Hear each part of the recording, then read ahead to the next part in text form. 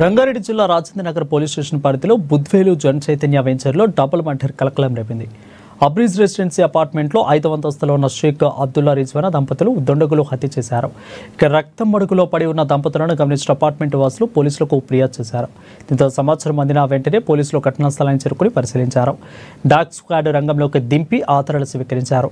దుండగులు దొంగతనానికి వచ్చి డబ్బుల కోసం హత్య చేశారా లేక మరైతేన కారణమన్న కోణంలో దర్యాప్తు చేస్తున్నారు పోలీసులు.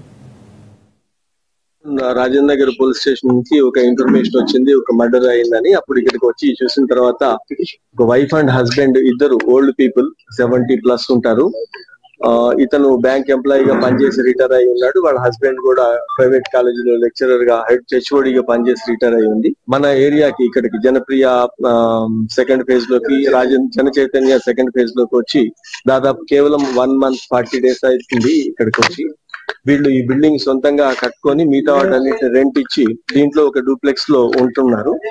నిన్న సాయంత్రము ఇక్కడికి వచ్చిన తర్వాత ప్రిలిమినరీ ఎంక్వైరీ తెలిసింది ఏంటంటే, నిన్న ఈవినింగ్ రఫ్లీ 5 o'clock కి ఇద్దరు వ్యక్తులు వచ్చారు. దాంట్లో ఒక మేల్ గా సస్పెక్ట్ చేస్తున్న అతను ఒక బుర్కా వేసుకొని వాచ్మెన్ దగ్గరకు వచ్చి మసాజ్ చేయడానికి మమ్మల్ని బుక్ చేసుకున్నారు అంటే, ఆ వాచ్మెన్ పైకి కాల్ చేసి వాళ్ళ పర్మిషన్ తీసుకుంటాడు.